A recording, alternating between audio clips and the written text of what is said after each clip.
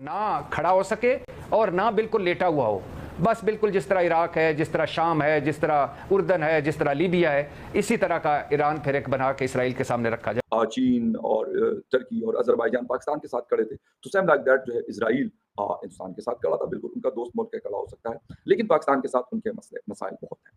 But क्या पाकिस्तान इस जंग के अंदर कूद सकता है या इस जंग का हिस्सा बनेगा? इसके ऊपर मेरी अभी तक जितने भी सुबह से लेके अभी तक जितने लोगों से बात हुई है, खास तौर पे डिप्लोमेसी या डिप्लोमेटिक या फॉर्मर एम्बेसडर्स वगैरह, उनका कहना है कि जी पाकिस्तान इस जंग में न कूदेगा और न पाकिस्तान को कूदना चाहिए।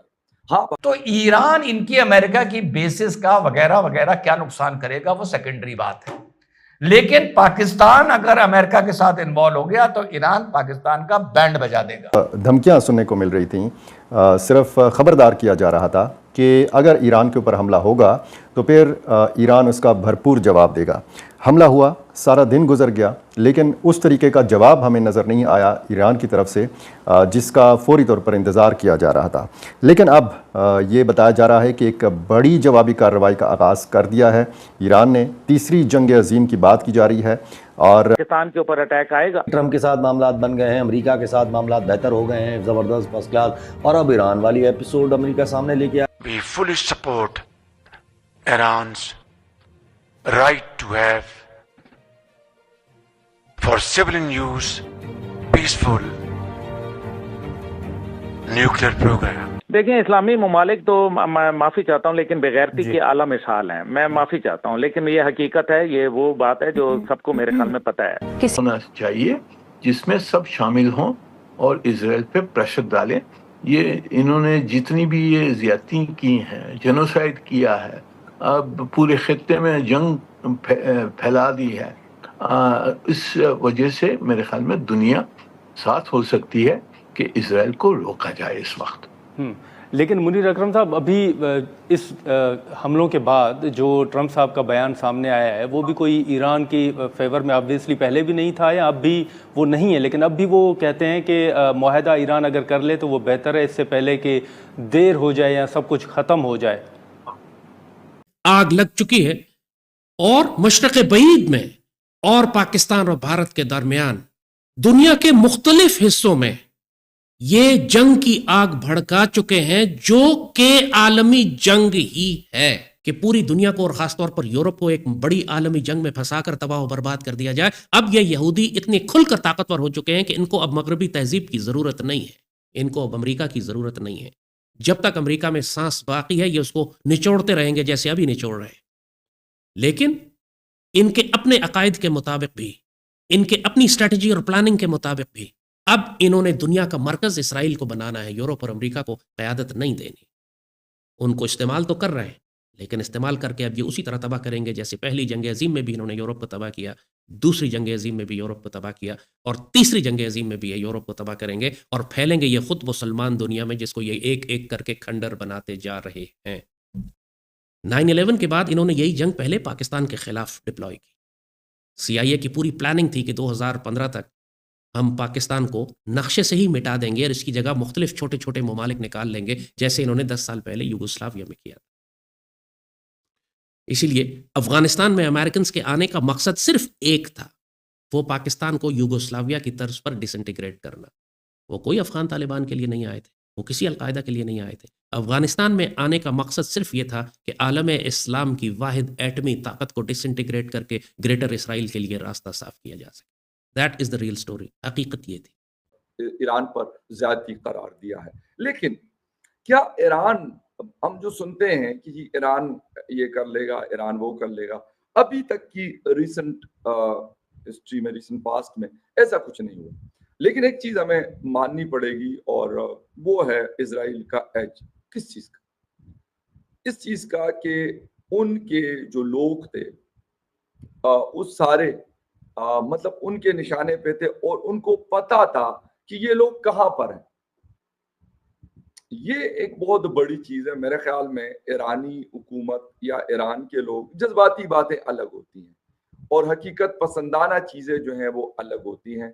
अगर हम रियलिटीज की बात करें तो इजराइल ने काफी एक बड़ा सरप्राइज दिया है, काफी बड़ा दचका दिया है। हेलो दोस्तों, स्वागत है आप सभी का हमारे चैनल पर एक बार फिर से। दोस्तों हम बात करने जा रहे हैं इजराइल और ईरान के बीच जो युद्ध चल रहा है उसको लेकर। दोस्तों जैसे कि आप सभी को पता है कि इजराइल ने ऑलरेडी ईरान के ऊपर अटैक कर दिया है, लेकिन सुनने में न्यूज़ ये आ रही है कि दोस्तों ईरान द्वारा भी अटैक किया गया है इजराइल के ऊपर। हालांकि दोस्तों ये सब चीज़ें बात की हैं, लेकिन पाकिस्तान के जो लोग हैं वो ये कह रहे हैं कि ये सब जो स्या हो रहा है ये सब किसकी वजह से हो रहा है, ये सब अमेरिका की वजह से हो रहा है। और वहीं दूसरी ओर इस बात पर भी जोर दिया जा रहा है कि इसमें मुस्लिम देश भी शामिल हैं, क्योंकि दोस्तों इजराइल और ईरान के बीच की दूरी कम से कम 2000 किलोमीटर मानी जाती है, जिसे पार करने के लिए लगभग फ्यूल की भी ज़रूरत होगी और बहुत सारी चीज़ों की ज़रूरत होगी। तो वो इजराइल को कहाँ से मिल रहे हैं, ये सब कहना है दोस्तों पाकिस्तानी मीडिया का, पाकिस्तान के जो एक्सपर्ट है उनका, क्योंकि उनके हिसाब से ऐसा लग रहा है कि अब जो अरब देश हैं या फिर और जो देश हैं ये सब सपोर्ट कर रहे हैं इजराइल को ईरान के ऊपर अटैक करने के लिए। वहीं दूसरी ओर देखा जाए तो दोस्तों अभी इजराइल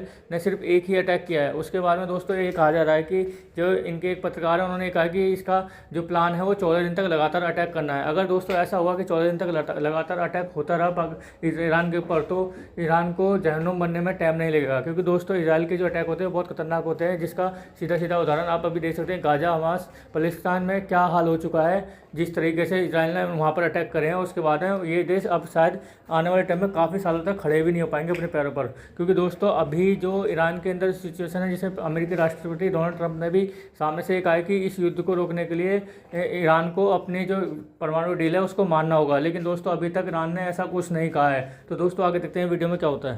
जॉर्डन के ऊपर से गुजरना है, मोर ऑफन देन नॉट वहीं से मिसाइल जाएगा। अगर वो इंतहाई इस एंगल से मारे तो यूएई और सऊदी अरब से, लेकिन वो बहुत दूर हो जाता है और इतनी शायद उसके पास रेंज ना हो।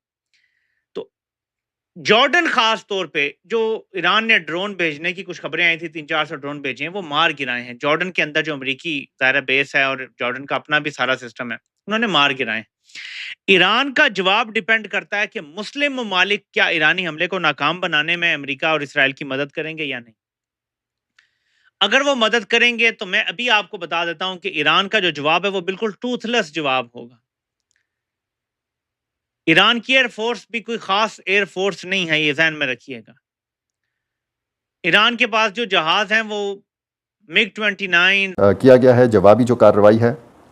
अब एक तो ईरान के जो आम लोग हैं उनका भी दबाव था अपनी हुकूमत के ऊपर, और उनका जो एक हुकूमती सेटअप है उस हवाले से भी अब बात की जा रही है, क्योंकि ये सेटअप जो है ये भी ख़तरे का शिकार था। आलमी साजिशें जो हैं बाकायदा तौर पर पहले से जारी थी, और इस हमले के नतीजे में एक अच्छा मौका इसको करार दिया जा रहा था कि अगर ईरान जवाब नहीं देता तो एक अच्छा मौका है कि ईरान का जो एक हुकूमती निज़ाम है, जिस तरह एक सुप्रीम लीडरशिप है, उस निज़ाम का ख़ात्मा किया जाए।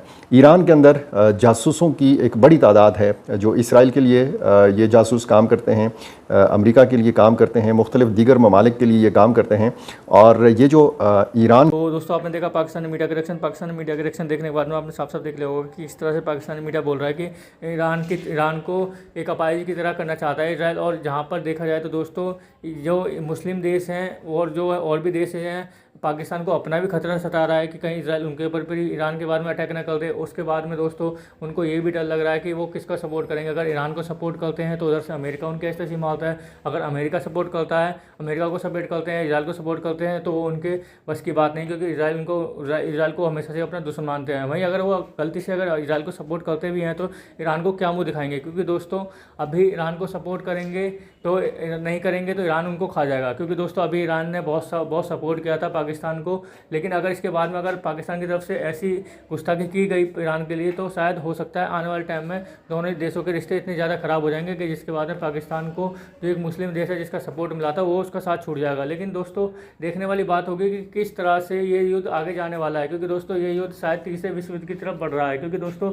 अगर ईरान ने अटैक करे और उसके बाद अमेरिका ने इसमें भाग लिया तो विध्वंस वाली स्थिति होने वाली है वर्ल्ड के अंदर, क्योंकि दोस्तों इसके बाद में और भी देश कूदेंगे इस वर्ल्ड वार में और काफ़ी ज़्यादा नुकसान होंगे और पब्लिक को बहुत सारे लोग मारे जाएंगे। लेकिन दोस्तों उम्मीद यही करते हैं कि ये वार आगे ना जाए और बातचीत के दम पर ही एक युद्ध विराम लग जाए। लेकिन दोस्तों देखने वाली बात होगी कि ईरान का आगे क्या फैसला होता है या फिर इजराइल क्या मोटिव लेता है अपने जो डिसीजन है उनके ऊपर। तो दोस्तों कैसी लगी आज की हमारी वीडियो हमें कमेंट करके बताएं। हमारे चैनल को लाइक एंड सब्सक्राइब जरूर करें ताकि आपको हमारे साथ बना रहे। धन्यवाद।